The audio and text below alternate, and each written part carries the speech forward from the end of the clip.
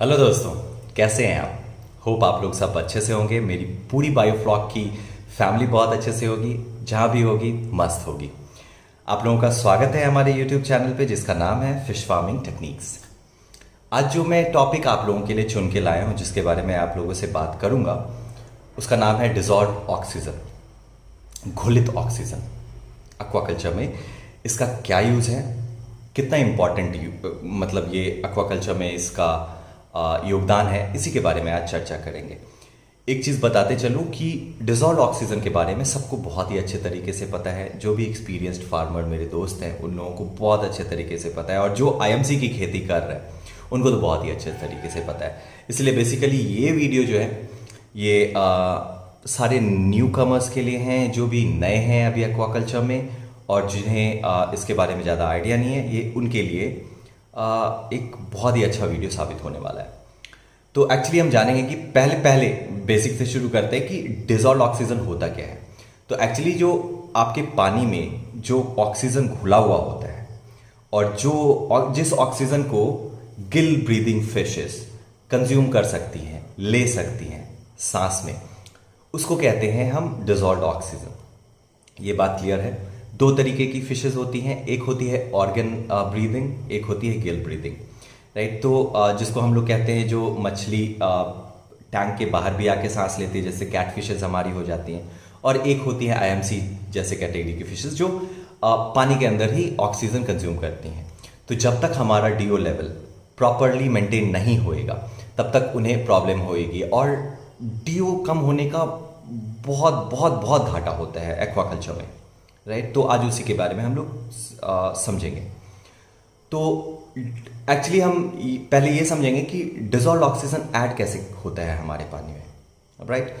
तो बहुत तरीके से ये ऐड होता है। एक तो आर्टिफिशियली जो हम ऐड करते हैं एरिएटर लगा के, वो हो गया। दूसरा होता है जो कि विंड, जो चलती हुई हवा जो पानी के संपर्क में हमारे पॉन्ड कल्चर में होता है, उससे भी ऑक्सीजन बढ़ता है। और तीसरा होता है जो आपके एक्वाकल्चर में एल्गी जो होती है, वो भी रेस्पिरेशन के लिए ऑक्सीजन दिन में कार्बन डाइऑक्साइड कंज्यूम करके और ऑक्सीजन देती है। तो वो क्या होता है, वो पानी में वो ऑक्सीजन घुलता है। तो इन सब तरहों से आपके पानी में ऑक्सीजन मिक्स होता है, राइट। तो इसीलिए कहा जाता है कि आपके पानी में अगर एल्गी है तो दिन के टाइम में आपके पानी में प्रॉब्लम नहीं है ऑक्सीजन का। मतलब अगर हाई डेंसिटी में भी आपकी फिशेस हैं तो आपकी मछलियों को प्रॉब्लम उसमें नहीं आएगा। लेकिन रात में क्या होता है कि एल्गी ऑक्सीजन कंज्यूम करके कार्बन डाइऑक्साइड छोड़ती है, इसीलिए रात में ऑक्सीजन डिप्लीशन का प्रॉब्लम आता है। ऑक्सीजन जो है वो घट जाता है, और इसीलिए बहुत बहुत सारे लोग देखते हैं कि रात में मछलियां उनके सतह पे आके तैरती हैं, उल्टा पुल्टा तैरती हैं। तो ये सब साइन होता है आपके ऑक्सीजन का। तो अब हम ये समझेंगे कि आपके पानी में जो ऑक्सीजन होता है उसका यूटिलाइजेशन कौन कौन करता है, उसका यूज कौन कौन करता है, राइट। तो आपके डिसॉल्व ऑक्सीजन जो होता है, पानी के अंदर जो घुला हुआ ऑक्सीजन होता है, उसको सिर्फ और सिर्फ हमारी फिशेस ही यूज नहीं करती हैं, ओके। जैसे आप बायोफ्लॉक का अगर बात करें तो आप उसमें क्या करते हो, बैक्टीरिया, एक्टिवेटेड बैक्टीरिया डालते हो, राइट, जो कि आपके फिश के फीकल मैटर को खा के उसके बाद प्रोटीन सेल में कन्वर्ट करती है। तो वो भी एक लाइव बैक्टीरिया होती है, उनको भी ऑक्सीजन की ज़रूरत होती है। अगर आपके पॉन्ड में या बायोफ्लॉक में अगर एल्गी होती है तो वो दिन को तो ऑक्सीजन रिच बना के रखेगी आपके सिस्टम को, लेकिन शाम होने के बाद, रात में जब सनलाइट नहीं है, जब फोटोसिंथेसिस हो नहीं रहा है, तो उस टाइम वो क्या होता है कि कार्बन डाइऑक्साइड कार्बन डाइऑक्साइड छोड़ती है ऑक्सीजन लेके। तो वो भी आपके डिजॉल्व ऑक्सीजन को लेगी। फाइटोप्लैंक्टॉन्स हो गए, जू प्लैंक्टॉन्स हो गए, ये सारे आपके फिशेस के अलावा जो होते हैं वो आपके ऑक्सीजन को कंज्यूम करती हैं, और आपकी फिश तो कंज्यूम करती हैं, राइट। इसीलिए अगर बायोफ्लॉक टैंक में आपकी एल्गी हो जाती है तो बेटर है कि आप उसको रिमूव कर दें। एक तो बायोफ्लॉक टैंक में एल्गी होने का बहुत ही कम चांस होता है, बहुत ही कम मात्रा में होती है क्योंकि वो ओपन में नहीं होता है। लेकिन अगर होता भी है तो वो रात के टाइम में आपका प्रॉब्लम कर सकता है। पॉन्ड में क्या होता है कि उसमें एल्गी हम लोगों को प्लैंक्टॉन्स उसमें ऑलरेडी डेवलप होते हैं, तो इसीलिए जब ये हमेशा रिकमेंडेड होता है कि जब बारिश का टाइम हो, जब सूर्य की रोशनी नहीं आई है, उस टाइम आप ब्लोअर चला के रखें, दिन में भी और रात में भी। अदरवाइज अगर सूर्य की रोशनी आ रही है, फोटोसिंथेसिस हो रहा है, दिन में प्रॉपर है सारा मौसम, तो दिन में आपके पॉन्ड में या टैंक में ऑक्सीजन की कमी नहीं होती है। इसलिए शाम के 6 बजे के बाद से जैसे ही थोड़ा अंधेरा होता है, तो ये रिकमेंडेड है कि आप उसको एरिएशन जरूर देना शुरू करें। अदरवाइज आपकी फिशेस में मोर्टेलिटी आ सकती है। आप लोगों ने देखा होगा, बहुत सारे लोग कंप्लेन करते हैं कि सुबह सुबह मेरे तालाब की सारी मछलियां मर गई एक साथ, और बड़ी बड़ी मछलियां मर गई। तो एक्चुअली होता ये है कि रात में जब आपके पॉन्ड को एरिएशन की ज़रूरत होती है, ऑक्सीजन डिप्लीट हो जाता है, ऑक्सीजन ख़त्म हो जाता है, क्योंकि मछलियाँ ले रही हैं, आपकी बैक्टीरियाज ले रही हैं, आपका एल्गी आपके ऑक्सीजन को कंज्यूम कर रहा है, तो उस टाइम पे क्या होता है, अचानक से शॉर्टेज हो जाता है ऑक्सीजन का। तो जब मछलियों के लिए ऑक्सीजन बचेगा ही नहीं तो क्या होगा। तो उस केस में क्या होता है कि बड़ी बड़ी मछलियाँ जिनको ज़्यादा ऑक्सीजन रिक्वायरमेंट होता है वो मर जाती हैं। इसीलिए मॉर्निंग के टाइम में आपने अपने गाँव में देखा होगा, बड़े बड़े जिनके तालाब है उनको देखा होगा कि मछलियाँ उनकी मर जाती है। कारण उसका एक होता है, एक और एक कारण होता है डिजॉल्व ऑक्सीजन का उनके पॉन्ड में से घट जाना। इसलिए हमेशा ये बेटर है कि शाम के बाद आप कम से कम अपने पॉन्ड को शाम के बाद रात के 10 बजे से सुबह 6 बजे तक पक्का चलाएं। उससे आपको ये डिजॉल्व ऑक्सीजन का प्रॉब्लम नहीं। अब आते हैं कि आप कितने तरीके से पॉन्ड में ऑक्सीजन ऐड कर सकते हो, डिजॉल्व ऑक्सीजन कैसे पॉन्ड में या बायोफ्लॉक टैंक में बढ़ा सकते हो। तो बायोफ्लॉक टैंक के लिए तो आप लोगों को पता है कि हम लोग ब्लोअर का यूज़ करते हैं, रूट ब्लोअर या रिंग ब्लोअर, डिपेंडिंग कि आपका साइज़ क्या है टैंक का, उस हिसाब से। लेकिन अगर आपको पॉन्ड में ऑक्सीजन कॉन्सेंट्रेशन बढ़ाना है तो आपको क्या करना पड़ेगा। 2-3 मेथड है इसमें।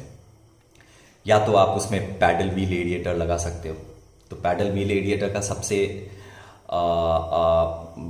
अच्छा चीज़ ये होता है कि वो ऊपर में पानी के सतह पे ही ये पैडलिंग करता है, तो उससे ऑक्सीजन बढ़ता है। लेकिन नीचे का लेवल, नीचे का जो लेयर होता है पॉन्ड का, उस तक ऑक्सीजन ढंग से नहीं पहुंचता है। आपको एक चीज़ समझना होगा कि कोई भी मैटर जो नीचे में, जो पॉन्ड के सतह में डिकम्पोज हो रहा है, सड़ गल रहा है, वहाँ पे ऑक्सीजन का होना बहुत ज़रूरी है, ताकि उनका डिकम्पोजिशन फास्ट हो। वो जितना जल्दी डिकम्पोज होगी, आपका एनवायरनमेंट उतना अच्छा होगा। तो पैडल व्हील एरिएटर अगर आप लगाते हो तो वो सतह पे ही वो पैडल करती है, उससे आपका ऑक्सीजन लेवल बढ़ता तो है, उससे फिशेस को आप ना स्ट्रेस आती है, फिश आराम से उनके पास ऑक्सीजन होता है। लेकिन आपका वो जो मैटर होता है जो डिग्रेड होना चाहिए, जो बॉटम में होता है, वो आपका पैडल व्हील एरिएटर से नहीं होता है। दूसरा आता है रूट्स ब्लोअर या रिंग ब्लोअर। रूट ब्लोअर या रिंग ब्लोअर अगर आप यूज़ करते हो, ये पॉन्ड के लिए बहुत ही अच्छा होता है। यही है कि आपको सतह के आसपास, सतह से 1 फीट ऊपर आप मतलब एयर ऑक्सी ट्यूब लगा के रखो। उससे क्या होता है कि वो ग्राउंड के पास भी ऑक्सीजन रिच होता है आपका पानी। तो उससे क्या होता है कि डिकम्पोजिशन डिकम्पोज जो होता है आपका मैटर जो है नीचे में जो पॉन्ड में पड़ा हुआ है, वो डिकम्पोज ज़्यादा फास्ट होता है। तो उससे क्या होता है कि आपका पानी शुद्ध रहता है और जितने भी जहरीले गैस हैं वो बाहर निकल जाते हैं। ठीक है। तीसरा होता है, अगर आपके पास ये सारा तकनीक नहीं है, तो तीसरा, अगर आपको ऑक्सीजन पानी में बढ़ाना है आपके पॉन्ड में, तो आप एक चीज़ कर सकते हो कि आप उसके बीच में फाउंटेन लगा दो, फव्वारे लगा दो। आप एक 1/2 HP या 1 HP का मोटर कनेक्ट करके जगह जगह पे वहाँ पे फव्वारे छोड़ो। उससे भी क्या होता है कि आपका ऑक्सीजन बढ़ता है, पानी का ऑक्सीजन कंसंट्रेशन आपका बढ़ जाएगा वैसे करने में भी। ठीक है। तो अब ये समझेंगे कि हमें किस तरह का मतलब क्या हमें एयर स्टोन्स यूज़ करना चाहिए या एयर ऑक्सी ट्यूब्स यूज़ करना चाहिए। तो एक्चुअली एयर ऑक्सी ट्यूब का बहुत फ़ायदा है यूज़ करने में, क्योंकि ये नैनो बबल्स बनाते हैं, माइक्रो बबल्स बनाते हैं, 0.5 0.8 mm ये बबल्स बनाते हैं। तो जितना फाइन बबल रहेगा, जितना फाइन बबल आपका बनेगा, उतना ज़्यादा आपका कॉन्सेंट्रेट होगा, मतलब आपका ऑक्सीजन जो है वो पानी में घुलेगा। आपको ये बिल्कुल समझना है। ठीक है। तो ये जो बायोफ्लॉक टैंक में ही या जब हम पॉन्ड में एरिएशन देते हैं तो ऐसे उबाल नहीं मारना है आपको, उसमें एयर ऑक्सी ट्यूब का यूज़ करना है। और जितना फाइन बबल निकलेगा उतना ज़्यादा आपका ऑक्सीजन उसमें घुलेगा। हमारे पर्सनल एक्सपीरियंस से आप अगर पूछो, आप अगर हमारे पर्सनल एक्सपीरियंस से देखते हो तो हमने एयर ऑक्सी ट्यूब भी यूज़ किया हुआ है और हमने एयर स्टोन भी अपने छोटे टैंक में यूज़ किया। तो एयर स्टोन का अगर आप देखोगे तो वो ऑक्सीजन कंसंट्रेशन, मतलब ऑक्सीजन वो उतने अच्छे से घुल नहीं पाता है, क्योंकि उनका जो जिधर से हवा निकलता है, मतलब उनका जो वो छेद होता है वो उतना माइन्यूट नहीं होता है जितना एयर ऑक्सी ट्यूब का होता है। तो इट इज़ ऑलवेज रिकमेंडेड कि आप एयर ऑक्सी ट्यूब यूज़ करें, आपको बेस्ट रिजल्ट मिले। अब हम ये समझने का कोशिश करेंगे कि डिसॉल्व्ड ऑक्सीजन, पानी का डिसॉल्व्ड ऑक्सीजन किस किस चीज़ पे डिपेंडेंट होता है, मतलब क्या क्या चीज़ उसको अफेक्ट कर सकता है। तो सबसे पहले है टेम्परेचर। पानी का टेम्परेचर जैसे जैसे बढ़ता है वैसे वैसे ही पानी जो है वो ऑक्सीजन को घुलने का क्षमता पानी का कम होता जाता है। टेम्परेचर बढ़ेगा, उनका मतलब उसमें ऑक्सीजन घुलने का क्षमता कम हो जाएगा, लेमैन टर्म में, राइट। तो जैसे आप अगर 32 या 33 डिग्री सेल्सियस पे अगर आप उसको ब्लोअर चला के अपने टैंक में ब्लो करते हो, ऑक्सीजन देते हो, तो उस टाइम पे आपकी 35 to 40% ही ऑक्सीजन घुलेगी, एज कंपेयर टू अगर आपका पानी का टेम्परेचर है 15 डिग्री, 16 डिग्री, 14 डिग्री टेम्परेचर ये सेल्सियस, राइट। तो आपको अब ये समझ में आ गया होगा कि पानी का टेम्परेचर ना तो ज़्यादा कम होना चाहिए ना ज़्यादा होना चाहिए, राइट। उसमें क्या होगा, आपका डिसॉल्व्ड ऑक्सीजन जो है वो बिल्कुल अच्छे तरीके से बनेगा आपके पानी के अंदर, ठीक है। तो पहला चीज़ हो गया टेम्परेचर। दूसरा होता है ये आपका डिसॉल्व्ड ऑक्सीजन बहुत डिपेंड करता है सैलिनिटी के ऊपर। अगर आप सैलिनिटी ठीक ठाक मेंटेन करते हो, राइट, तो आपका डिसॉल्व्ड ऑक्सीजन भी थ्रेशोल्ड से ज़्यादा नहीं जाता है। होप कि आप लोगों को याद है कि मैंने एक अपने पिछले वीडियो में भी इसके बारे में डिस्कस किया था, ठीक है। इसका एक बहुत ही बेस्ट एग्जाम्पल है कि आप अगर सलाइन वाटर लोगे, आप अगर एक समुद्र के पानी को लोगे, उसको किसी भी टाइम पे अगर आप उसका डीओ नापोगे तो आपको हमेशा उसका डीओ बहुत ही कम मिलेगा। लेकिन बहुत कम होने के बावजूद भी सिंस ओशन के पानी में या समुद्र के पानी में इतना टर्बुलेंस रहता है कि वो उसका डीओ बार बार क्रिएट होता रहता है, ठीक है।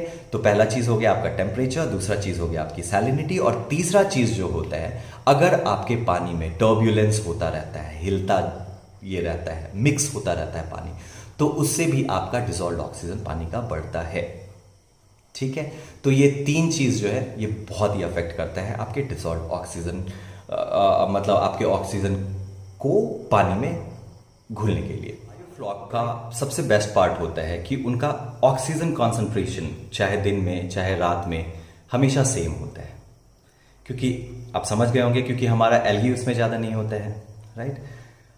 अब देखते हैं कि हमारे बायोफ्लॉक के हिसाब से जब हम, क्योंकि हमारे बायोफ्लॉक में हम हेटेरोट्रॉप रिच कल्चर करने के लिए उसमें बार बार एफसीओ ऐड करते हैं। तो एफसीओ किस टाइम पे ऐड करना चाहिए ताकि ऑक्सीजन डिप्लीशन का ज़्यादा इशू ना आए, ऑक्सीजन घटने का ज़्यादा इशू ना आए। तो ये हमेशा रिकमेंडेड है कि आप आफ्टरनून टाइम में, आपको जब भी एफसीओ ऐड करना है तो आप आफ्टरनून टाइम में एफसीओ ऐड करें। उस टाइम पे क्या होता है कि आप तो एनीवेज एरिएशन दे ही रहे हो, अगर आपकी एल्गी है, अगर आपके टैंक में थोड़े बहुत एल्गी हैं तो उससे वो भी आपके एनवायरनमेंट को ऑक्सीजन रिच रखी हुई है। तो इट्स ऑलवेज रिकमेंडेड कि आप आफ्टरनून के टाइम में ही आप एफसीओ यूज करें, ठीक है। अब थोड़ा सा आपको ये भी बता देते हैं कि अगर ऑक्सीजन ज्यादा या कम होता है तो दोनों ही केस में आपके फिश को प्रॉब्लम होती है, ये आपको समझना पड़ेगा। अगर आपके टैंक में जरूरत से ज्यादा कम ऑक्सीजन है हमेशा, तो आपकी फिशेस को हाइपोक्सिया कह के एक डिजीज होता है, ठीक है। अगर आपके ऑक्सीजन कंसंट्रेशन आपके टैंक में या आपके पॉन्ड में हमेशा ही ज़्यादा रहता है तो उस केस में क्या होता है कि मछलियों को हाइपरऑक्सिया करके डिजीज होता है, ठीक है। इसीलिए आपको हमेशा मेक श्योर करना है कि 6 to 8, 6 to 9 ppm आपको ऑक्सीजन डीओ हमेशा मेंटेन करके रखना है अपने पॉन्ड में भी, अपने बायोफ्लॉक में भी, तो आपका कल्चर बहुत ही अच्छा होएगा, ठीक है। ऑक्सीजन का बहुत बड़ा फायदा आपके एसजीआर पे भी आता है, आपके एफसीआर पे भी आता है, राइट। आपको अमोनिया का प्रॉब्लम नहीं होने देता है। आप बस एक चीज करो कि आप ऑक्सीजन बिल्कुल परफेक्ट रखो अपने पॉन्ड में या अपने बायोफ्लॉक टैंक में, आपको अमोनिया का ज़्यादा इशू आएगा ही नहीं, नाइट्राइट नाइट्रेट का तो इशू आने वाला ही नहीं है। इसीलिए ऑक्सीजन, डिजॉल्व ऑक्सीजन बहुत बहुत बहुत ही इंपॉर्टेंट एस्पेक्ट होता है, जिसको आप लोगों को कंसिडर करना चाहिए और जिसके बारे में आप लोगों को समझ होना चाहिए। इसीलिए ये मेरा टॉपिक था। आप लोगों को अगर कहीं पे कोई भी इशू लगता है इससे रिलेटेड, तो आप मेरे को जरूर कमेंट करके बताना। थैंक यू सो मच आप लोगों का, आप लोगों का प्यार और सहयोग मिल रहा है। बहुत बहुत धन्यवाद। अगर मेरा वीडियो अच्छा लगता है तो लाइक, शेयर और सब्सक्राइब जरूर कीजिएगा। Thank you.